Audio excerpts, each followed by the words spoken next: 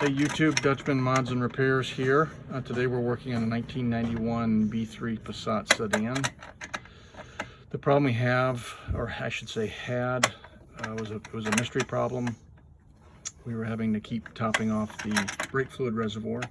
We'd recently done some brake work, so we suspected maybe there was a leak somewhere on a brake line, or we're doing some work on the clutch and the shifting mechanisms, and there was a slave cylinder down here that was the diaphragm in it had gone shot, was bad, and so it was a whole series of things, and the whole aspect of losing brake fluid in this vehicle that was associated with not only the manual transmission but also the braking system that led us on a lot of chases.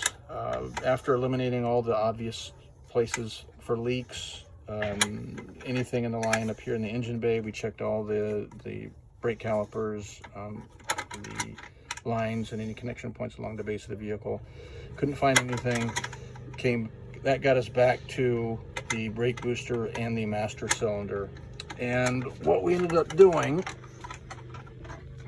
I'll bring it down here and show you this junky brake booster and master cylinder, is we disconnected the vacuum line. And I had seen on another video where somebody had taken some white zip ties and just to see if there was fluid down inside the brake booster, and they just kind of fed them down in there and then pulled them out. And of course, if you've got fluid on there, then you've got an issue. There should be no brake fluid in the brake booster. And lo and behold, we didn't even have to go far, and there was a unbelievable amount of brake fluid inside here. I don't even want to guess how much, but let's just say anything more than zero is too much, and this was like Niagara Falls quantity. So nothing obvious when we were checking. So sometimes if the master cylinder is leaking, on the seal on the back here, you may have a telltale sign on the brake booster that there's brake fluid weeping out. We had none of that. So it was leaking directly from here, or maybe even there was an internal failure. It could be that went right into the brake booster.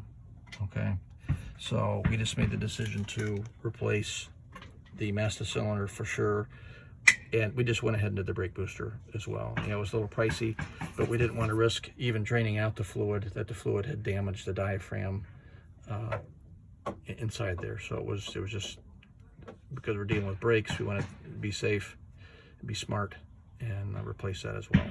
So basically the steps are the same, although a little bit different vehicle to vehicle. Okay. We had to pull the master cylinder off, disconnect all the brake lines, and disconnect the brake booster from inside from the brake pedal. That wasn't too bad. A little clip and a little sleeve in there.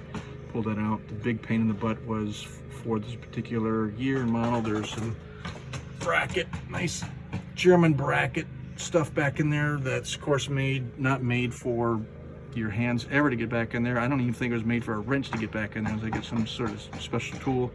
Even that, it was just unbelievable. So we ended up actually modifying the bracket a little bit, kind of cutting some notches into it to give us a little more working room when we were putting things back together again. And yeah, so that's where we're at with this project. Hopefully once we get this all done, we'll get it filled back up with fluid, get everything bled out. We've got to bleed out the clutch side of the master and slave cylinder. We've got to for the clutch, and then we have to bleed out obviously the master cylinder, and then all the brake lines for the braking system as well.